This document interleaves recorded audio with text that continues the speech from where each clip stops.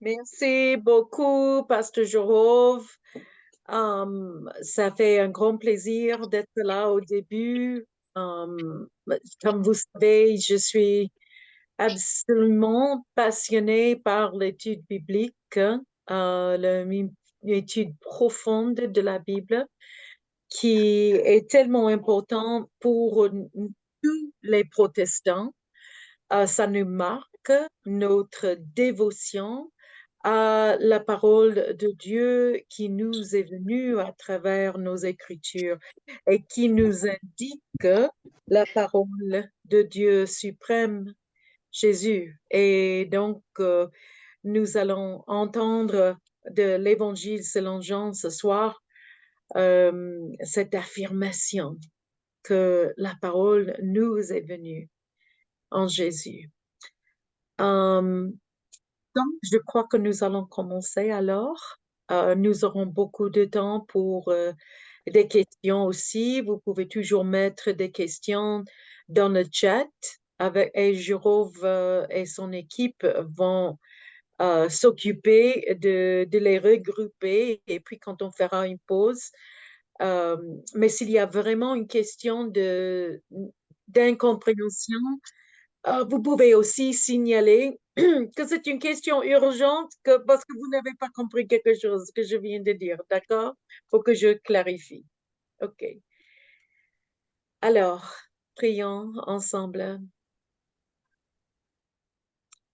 Seigneur notre Dieu,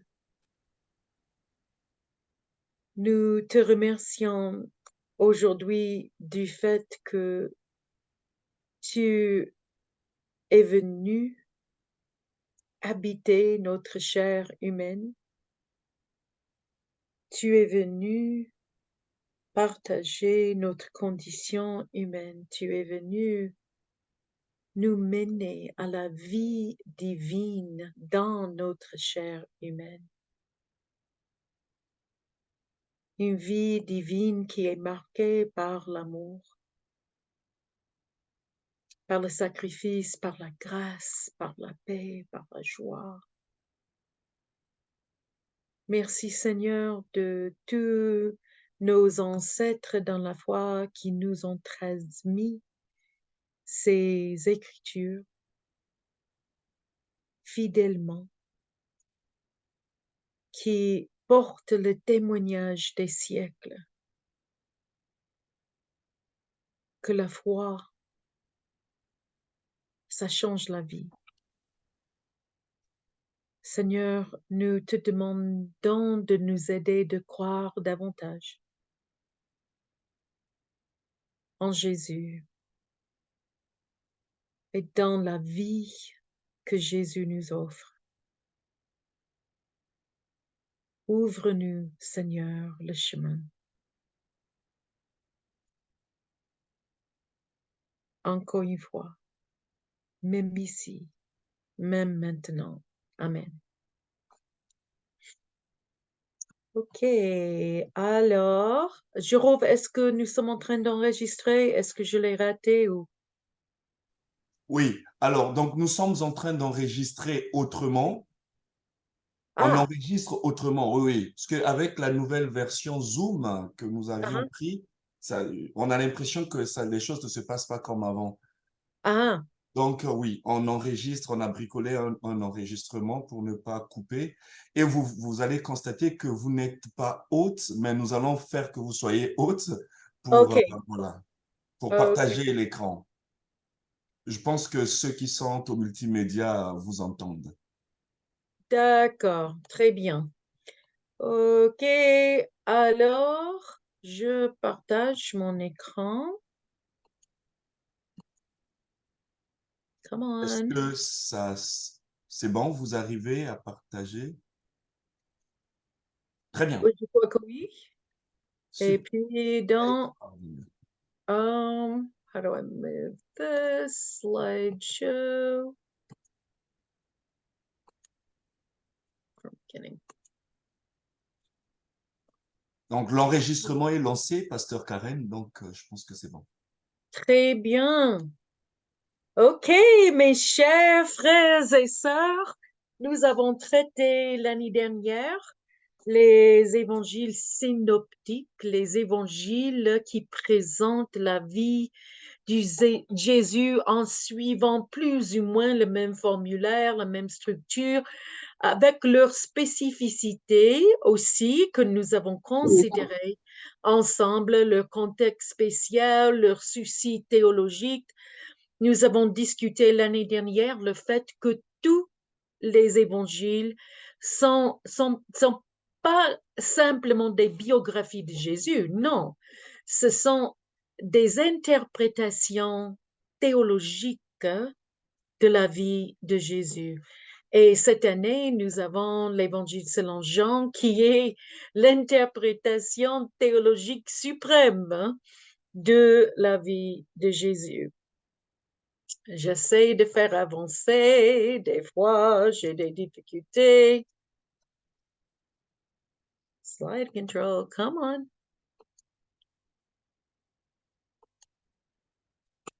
Voilà.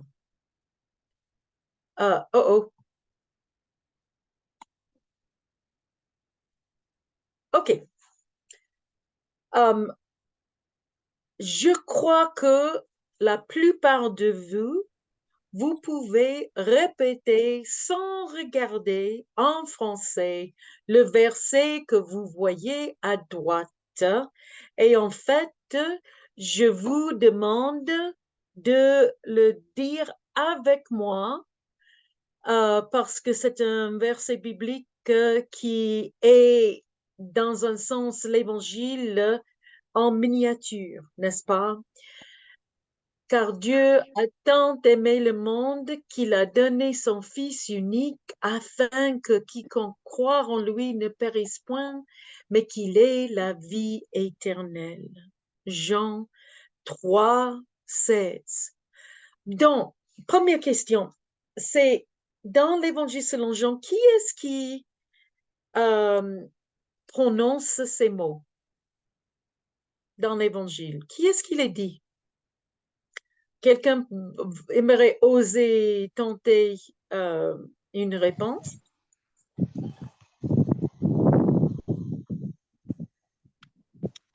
Vous vous rappelez, c'est dans le contexte de la conversation avec Nicodème, n'est-ce pas? En Jean 3. Oui, non, personne ne veut, n'ose pas essayer de répondre. OK. Bon, la raison pour laquelle je vous le demande, c'est parce que ce n'est pas clair. Et nous allons répéter beaucoup de fois cette affirmation que ce n'est pas tout à fait clair dans l'Évangile selon Jean. Qui est-ce qui le dit? Parce que Jésus est en train de parler avec Nicodème et en parlant avec lui, nous avons cette phrase, mais ce qu'on ne sait pas, parce que ça glisse dans l'Évangile selon Jean, est-ce que c'est Jésus lui-même qui le dit en parlant de soi-même en troisième personne, ou bien c'est plus ou moins celui qui raconte l'histoire, le narrateur, comme on dit de l'extérieur. Il y a des bruits. Je crois qu'il faut fermer des micros. C'est possible. Merci. Pourquoi ça ne veut pas me permettre d'avancer?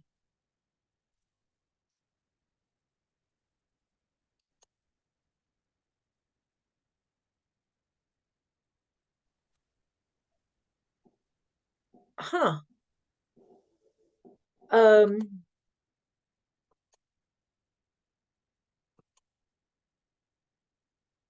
je vous ai donné aussi, voilà, la permission Église évangélique au Maroc, formation pour passer d'un diapo à l'autre, comme j'ai des difficultés à le faire marcher avec mon ordi.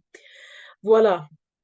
Évangile selon Jean. Alors, je viens d'indiquer que Jean n'est pas comme les autres et que sa manière de raconter la vie de Jésus évoque beaucoup de mystères euh, et, et absolument rempli de beauté et aussi de signes, de signification qui est à plusieurs niveaux. Et donc, on n'essaye pas d'insister à ce que l'évangile selon Jean reste dans une boîte, dans un cadre que nous avons pour lui, parce que ça sort toujours, comme Jésus lui-même refusait d'être cloué. L'évangile selon Jean aussi sort de nos attentes. Mais comme vous savez, il y a des choses qui sont absolument uniques au quatrième évangile. Et une des choses qui est unique, ce sont toutes les phrases, hein. Je suis, hein, le chemin, la vérité, la vie, je suis la lumière du monde, je suis la porte, je suis le pain qui est descendu du ciel, etc., etc. Toutes ces phrases ego émis qui évoquent le nom de Dieu pour nous, n'est-ce pas? Mais vous venez de lire vous-même l'Évangile, n'est-ce pas? J'aimerais savoir, oups, dans le chat, ou bien à haute voix, de quelles sont quelques au pluriel choses que vous avez remarquées en lisant l'Évangile, les particularités du quatrième Évangile. Est-ce que quelqu'un peut proposer, moi je regarde le chat, quelque chose que vous avez remarqué? Vous allez comprendre qu'il n'y a pas de réponse correcte parce que ce que je vous demandais, c'est qu'est-ce que vous avez remarqué? OK? Qu'est-ce que vous avez remarqué qui nous frappe, hein, dans l'Évangile?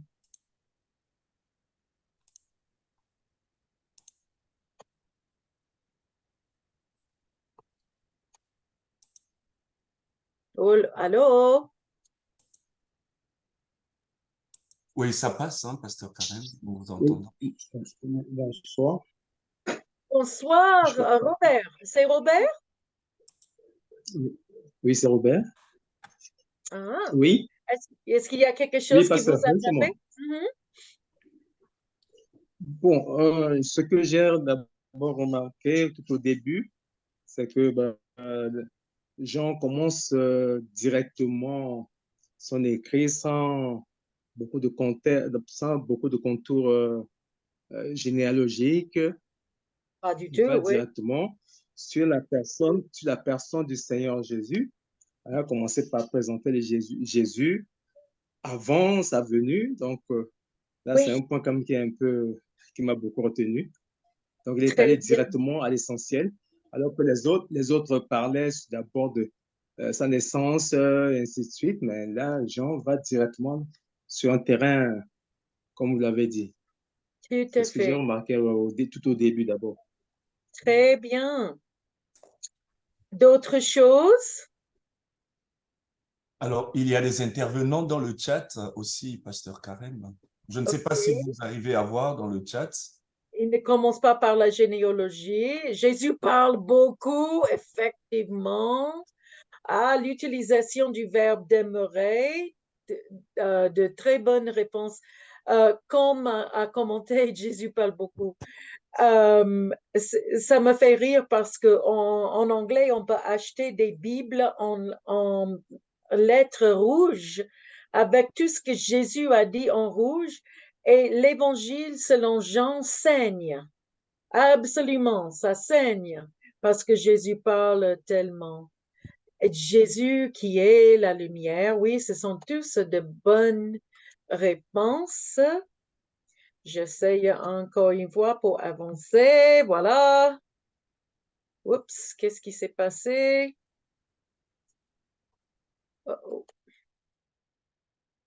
Ah, ah. OK, donc quelques particularités. Donc, d'abord, les autres évangiles parlent beaucoup des paraboles de Jésus. Et quand Jésus parle, très souvent, c'est en parabole. En fait, nous avons même l'évangile qui nous dit que Jésus, quand il enseignait, il parlait toujours en parabole. Et ce n'est pas le cas dans l'évangile selon Jean, n'est-ce pas? Peut-être qu'on peut considérer le chapitre 10 une parabole du bon berger. On peut peut-être aussi considérer la vigne, donc l'histoire de la vigne, comme une sorte de parabole, mais ça, c'est peut-être pour les deux. Et chez Luc, nous avons 30 paraboles. C'est frappant. De plus, dans l'Évangile selon Jean, il n'y a que 3 récits de guérison effectués par Jésus. 3. Nous avons 13 chez Luc, 15 chez Matthieu et 16 chez Marc. Et Marc, c'est l'évangile le plus court. Par rapport à l'Ancien Testament, il y a 11 citations de l'Ancien Testament chez Jean, contre 65 chez Matthieu. Et vous allez voir, hein, ce n'est pas que l'Ancien Testament n'est pas important, au contraire, mais il y a beaucoup plus d'allusions. Vous devez faire les connexions vous-même, hein, entre quelque chose qui s'est passé dans l'Ancien Testament et la vie de Jésus. Mais c'est toujours l'arrière-plan de l'Évangile, l'Ancien Testament, même si ce n'est pas cité exprès. OK, donc c'est ça ce qui est différent. Qu'est-ce qu'il y a qui est unique au 4e évangile? D'abord, et ça c'est très important de comprendre, donc je vais lentement. La manière de raconter un narratif n'est pas du tout pareille. Nous sommes habitués d'entendre une histoire qui a un début et qui suit plus ou moins un ordre chronologique et puis qui termine, hein. Il y a un moment climatique et puis ça termine. Et ça, c'est ce qu'on a chez Matthieu, chez Marc, chez Luc. Mais avec Jean, il y a une manque de continuité dans le narratif. C'est comme si nous avons une vignette ici et puis une autre vignette ici, une image ici, une image là. Et enfin, l'évangéliste ne s'intéresse pas à raconter dans un ordre chronologique. Et si on essaye de le lire ainsi, ça va créer beaucoup de frustration. Nous avons aussi dans les évangiles synoptiques, l'identité de Jésus est cachée au début de ses disciples. Et puis nous avons ce moment climatique où Jésus demande à ses disciples en Césarée Philippi, qu'est-ce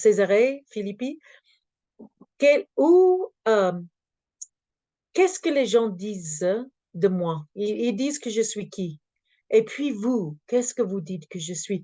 Et c'est en ce moment que Pierre le confesse comme Messie, comme Fils de Dieu vivant, et Jésus lui loue pour le fait que ce n'est pas la connaissance humaine, hein, mais vraiment quelque chose qui lui est révélé, qui puisse le raconter. Donc, mais jusqu'en ce moment-là, nous avons toutes ces questions, mais c'est qui? Mais c'est qui? Mais c'est qui? Et surtout chez Marc, hein, le premier évangile, surtout ça. Mais même hein, quand on a eu dans Matthieu et dans Luc, hein, on a eu quand même la généalogie et une affirmation que Jésus est le Fils de Dieu chez Marc. Mais nous voyons quelque chose complètement autre chez Jean. Nous allons le voir. Et c'est très utile de penser par rapport à cette question de comment les actions s'enchaînent dans le narratif. C'est comme si dans les évangiles synoptiques, nous avons une vue large de tout ce qui se passe, hein. Et puis, dans le quatrième évangile, au lieu de voir l'action vue large, nous avons une série de rencontres personnelles, de longues discussions, de longs discours également, mais ces rencontres personnelles marquent l'évangile selon Jean, surtout au début, mais nous avons aussi, oh, désolé, un peu fatigué, nous avons aussi Lazare et Marie et Marthe dans Jean 11. Et alors, c'est quelque chose qui marque cet évangile. Dans les évangiles synoptiques, nous voyons l'ordre des événements. Le ministère de Jésus commence où? Ça commence en Galilée. Et puis, après avoir passé beaucoup de temps en Galilée, Jésus monte à Jérusalem pour confronter les puissances de l'État et les puissances de la religion qui terminera en tragédie, disons tragédie, qui est rachetée par le Seigneur et rendue victoire. Mais dans l'Évangile selon Jean, nous avons plutôt des allers-retours de Galilée qui sont presque continus. Donc, on a des allers-retours de Galilée en Judée dans une période de au moins 2, 3 ans. Et c'est vrai qu'on commence en Judée avec le baptême de Jésus dans les autres évangiles. Mais puis l'action, ça se déplace à Galilée et ça reste à Galilée et dans les territoires des gentils, des nations, qui est de l'autre côté de la rivière Jourdain et au nord. Mais descendre jusqu'à Jérusalem, ça ne se voit pas, ce n'est pas évident. Sauf dans l'Évangile selon Luc pour les épisodes qui parlent de son enfance. Mais nous avons au moins 3 mentions d'une visite à Pâques dans l'Évangile selon Jean. Oh, c'est Pasteur Clément qui m'appelle, mais il n'est pas, je vais l'appeler après. OK. OK, on continue.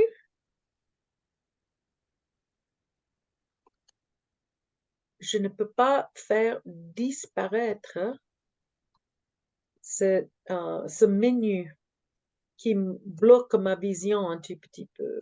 Voilà. Donc, les mentions d'une visite à Pâques, je les ai notées 2, 13, 6, 4, 11, 55. OK. On continue, on avance. Come on.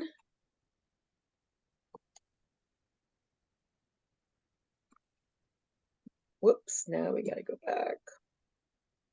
OK, comme je viens de dire, imaginez les évangiles synoptiques comme si nous voyons toute la vie de Jésus d'un regard un peu distancé.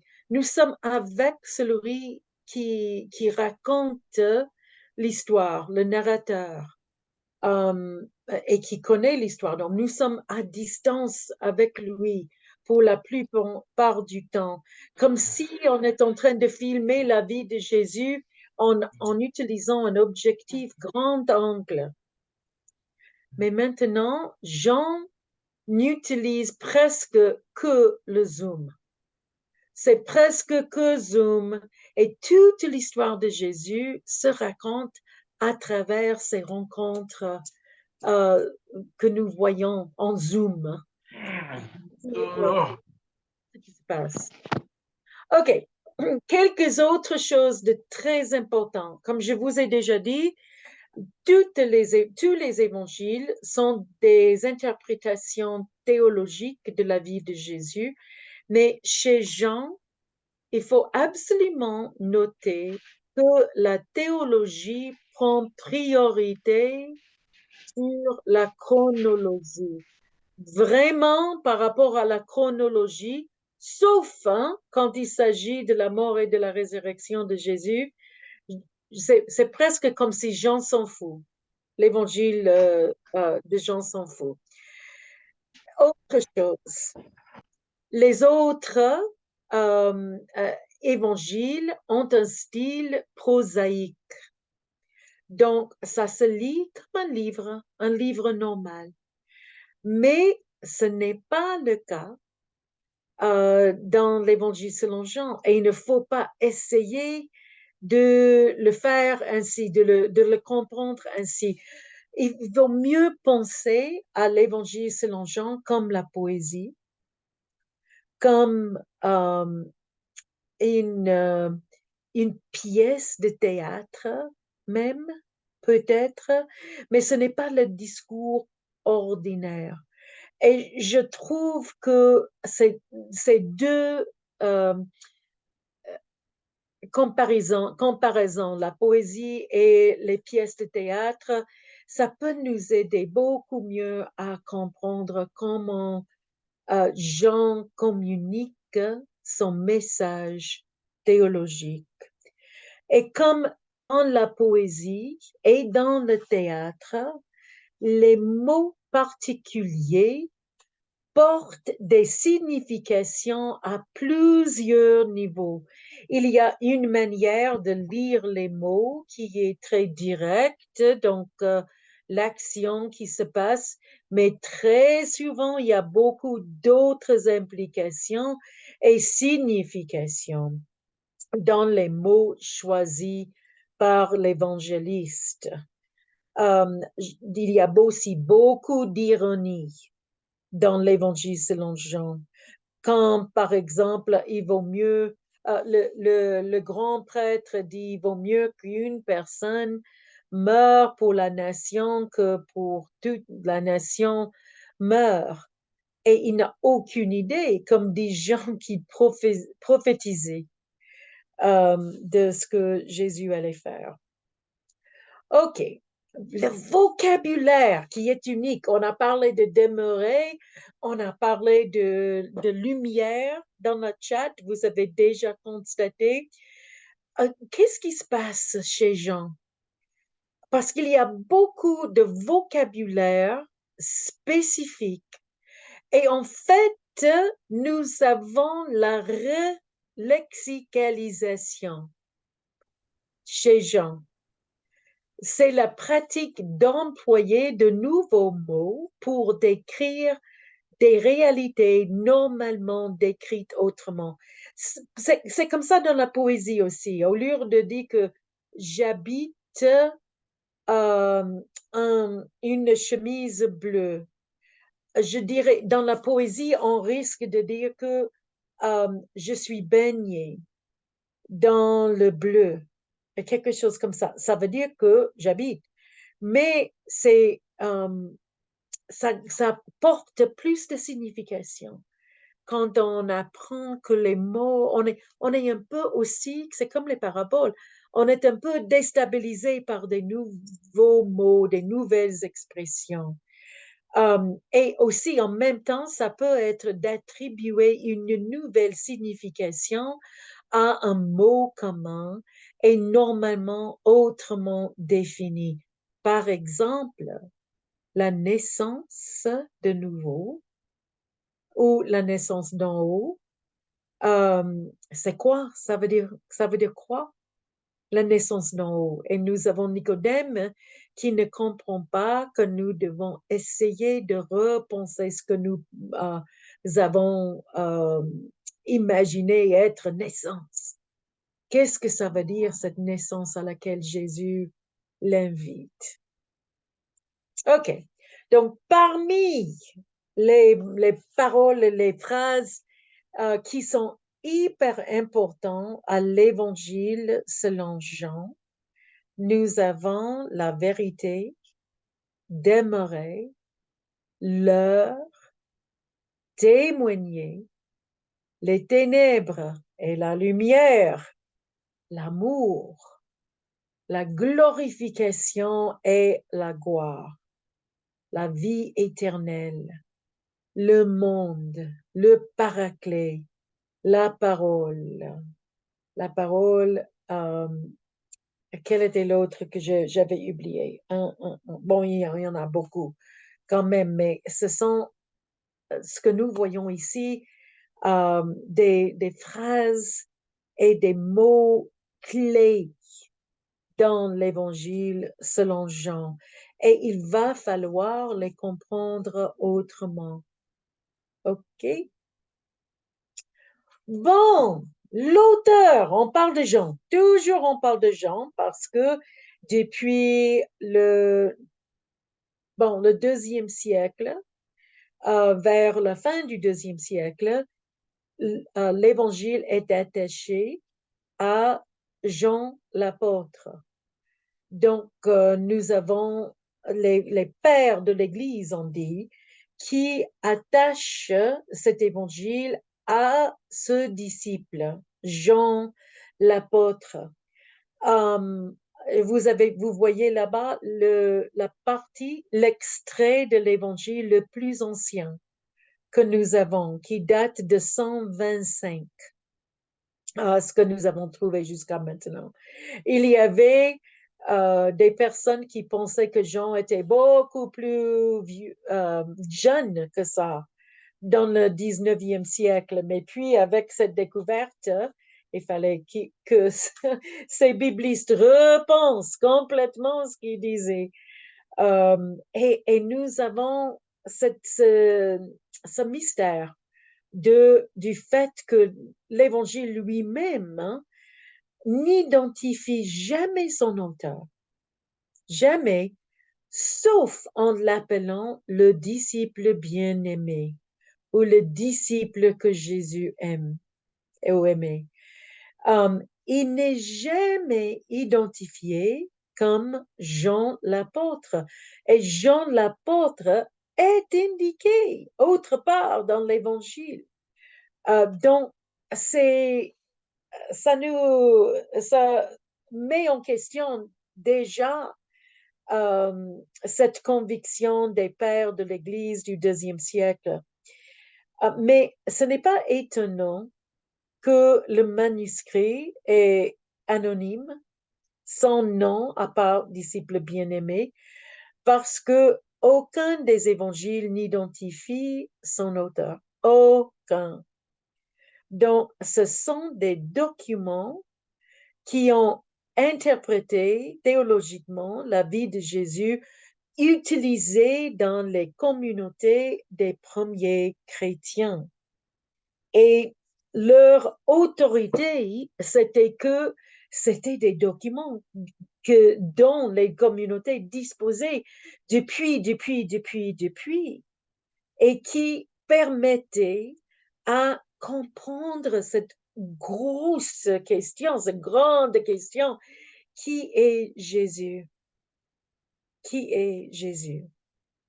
Alors, j'ai noté déjà que la plus ancienne référence à l'auteur date du deuxième siècle, mais je le cite ici, ça vient du père de l'Église Irénée, Eusèbe, qui est de 100 ans, plus que 100 ans après Irénée, a dit qu'il y a un certain j'ai oublié son nom. Tobias, non, Papias, qui avait identifié l'évangile avec Jean l'apôtre dans le début du deuxième siècle. Mais on n'a pas de preuve que c'est le cas du tout. Donc, Eusèbe, qui le dit, lui, il est plus jeune, hein, il est plus récent que Irénée. Irénée, il est né dans le 2e siècle, 140. Il était évêque de Lyon. Il est mort en 202. Imaginez, il a vécu dans ces moments extraordinaires de persécution, témoigné. Et lui, il a écrit Jean, le disciple du Seigneur, celui qui reposa sur sa poitrine, a publié lui aussi l'Évangile pendant son séjour à Éphèse en Asie. C'est dans son œuvre Adversus Héréses. Donc, c'est clair que dans le 2e siècle, c'était fermement attaché à Jean l'apôtre et sa descendance. Irénée est disciple de Polycarpe. Polycarpe, qui est un nom que peut-être vous ne connaissez pas, mais Polycarpe a aussi écrit et il était vraiment aimé. Polycarpe était quelqu'un qui a été martyrisé et qui était évêque de Smyrne en Turquie. Il est identifié par Irénée comme disciple de Jean. Polycarpe est né vers 69 Anno Domini, et donc Jean, qui aurait été un contemporain avec Jésus, aurait avoir déjà presque 70 ans quand Polycarpe est né. Et alors, c'est possible que Polycarpe était son disciple, mais ce n'est pas évident, quoi. Mais c'est ce qu'on avait cette idée, les pères de l'Église avaient cette idée dans le fin du 2e et le 3e siècle, le 4e siècle. C'était très important pour eux d'assurer que même si cet évangile était autre chose, c'était pas comme les évangiles synoptiques, c'était quand même un évangile autoritatif pour l'Église. Et ce n'est jamais en question parce que toutes les collections des écrits qui sont devenus le canon, qui ont été enfin dans le 4e siècle décidé quel est le corpus de notre Nouveau Testament, Jean n'est jamais mis en question, jamais, avec les autres évangiles.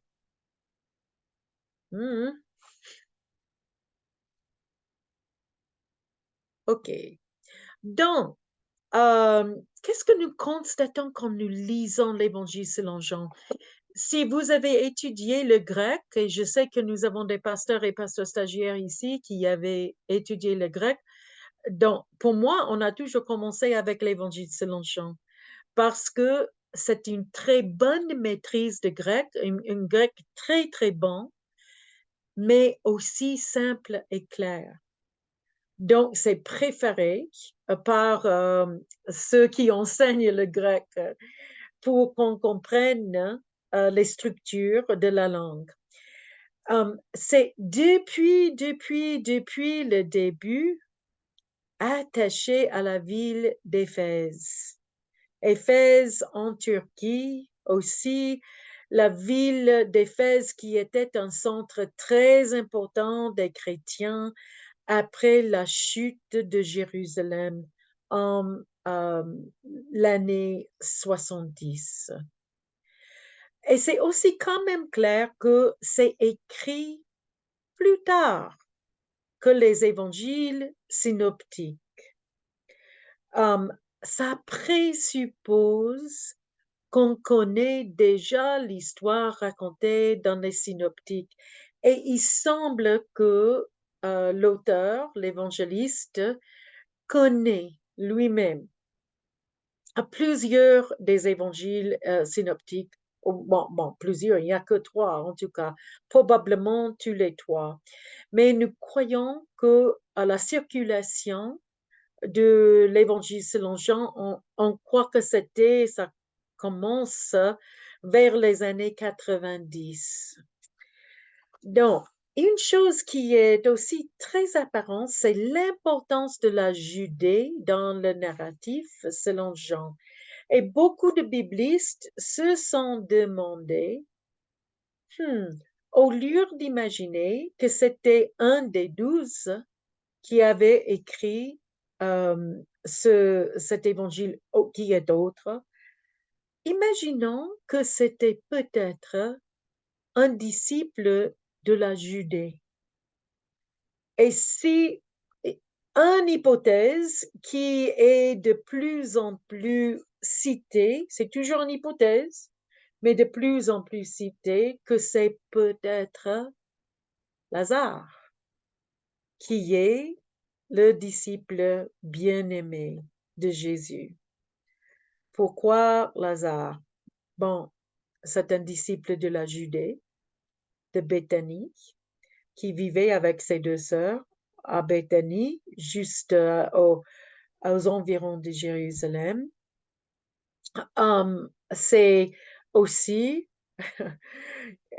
le vocabulaire, la vie, la mort, la lumière, les ténèbres.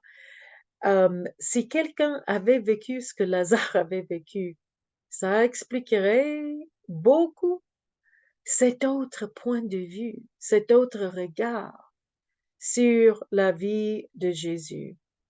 Donc, l'évidence, c'est ce que quand Lazare est introduit, il est introduit dans chapitre 11 au début.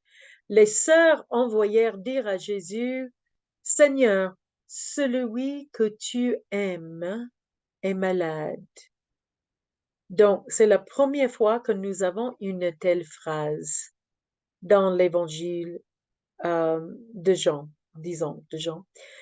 Le verset 34, on saute dans l'évangile. Jésus leur demandait, où l'avez-vous mis? Seigneur, lui répondit-on, viens et tu verras. Nous allons revenir à cette histoire parce que viens voir est très important aussi dans l'évangile selon Jean. Jésus pleura. Les Juifs dirent alors, voyez comme il aimait. Et puis, chapitre 12, il s'agit de Lazare encore. C'est le scandale de la résurrection de Lazare, comment ça a fait scandale aux leaders religieux. Et puis, en chapitre 13, pour la première fois, vous vous rappelez que c'est le dernier repas. Après avoir dit ces paroles, Jésus fut profondément troublé et il déclara solennellement, en vérité, je vous le dis, l'un de vous me trahira. Les disciples se regardaient les uns les autres sans savoir de qui il parlait. Un des disciples, celui que Jésus aimait, était à table à côté de Jésus. Simon-Pierre lui fit donc signe de demander qui était celui dont parlait Jésus. Ce disciple se pencha vers Jésus et lui dit, Seigneur, qui est-ce? Jésus répondit, c'est celui à qui je donnerai le morceau que je vais tromper.